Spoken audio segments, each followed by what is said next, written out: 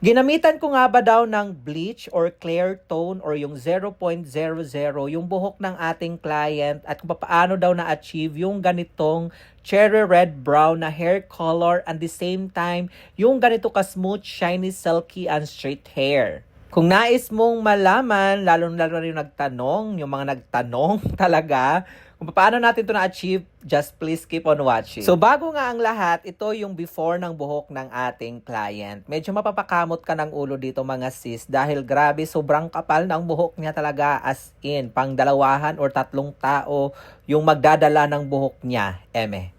Medyo may pagka-dry din ang kanyang hair dahil meron tong existing color and reband a year ago pero hindi naging successful ang kanyang reband or last reband dahil buhaghag pa rin daw.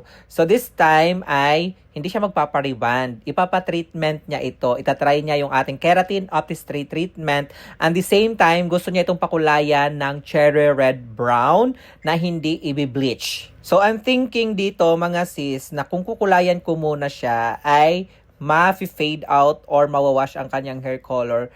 Kung uunahin ko yung kulay, then isusunod yung keratin optistry treatment. Pero inuna ko rin talaga ang color dahil meron naman akong gagawin after kapag nag-fade out or na-wash out yung hair color na ilalagay ko. At kung ihuhuli ko naman ang hair color after mag-keratin optistry treatment, baka hindi siya kumapit or hindi kumulay. So ayan, inuna ko muna yung hair color mga sis after makulayan. So ito na yung naging result niya. Medyo hindi siya masyadong kita pero okay lang yan dahil magkikeratin optistry treatment pa rin naman tayo at possible na maglalight yung kanyang buhok. So after nga ma-process ang ating hair color ay nag-proceed na tayo ngayon sa application ng ating keratin optistry treatment. And by the way, gumamit ako dito ng dalawang variant which is yung red and blue. Red para doon sa kanyang regrowth while yung red variant para doon sa kanyang past rebanded hair. Siguro nasa mid to end parts yung rebanded parts niya. Hindi lang masyadong visible dahil failed nga yung reband niya dati or buhaghag pa din. Then, binalot ko siya sa plastic wrap mga sis para mas mabilis ang penetration or absorption ng ating product sa hair ng ating client.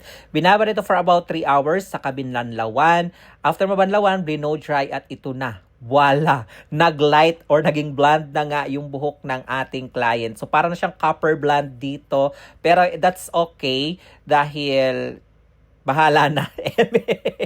So after mapatuyo, syempre plinansya natin ang buhok ng ating client. So lalong nag-light yung ating hair color dito. At tinanong ko yung ating client kung okay ba sa kanya ang kulay na ganyan. Pero hindi niya bet dahil bet niya talaga yung cherry red brown. So wala akong choice kundi mag same day wash at mag backwash toning dito mga sis. Kailangan natin ibalik yung tone ng ating naunang hair color which is cherry red brown. So ayan, dito ko na siya sa basin nilagyan ng hair color or nag-toning, nag-backwash toning nga ni, oo. At pagkatapos niyan, syempre nag-proceed na kami sa final blow drying and final styling.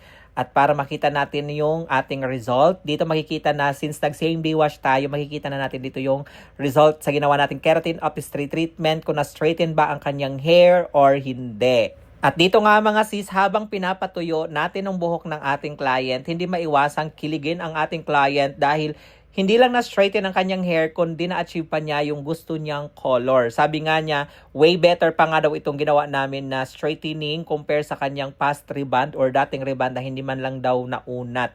Pero dito, talagang kitang-kita as in after mabanlawan, kita agad yung result. Instant result ang nangyari sa kanyang straightening service, which is yung keratin optistry treatment. At ito na yung naging result sa same day wash natin mga sis. So super straight ng kanyang hair, smooth, shiny, and silky. At the same time, na-achieve na rin natin ang kanyang hair color or naibalik na natin yung cherry red brown na inaasam niya. Hindi na siya copper blonde. At ito naman yung final result after the final styling na ginawa namin. Triname out ko na rin yung mga ends dahil medyo may mga split ends.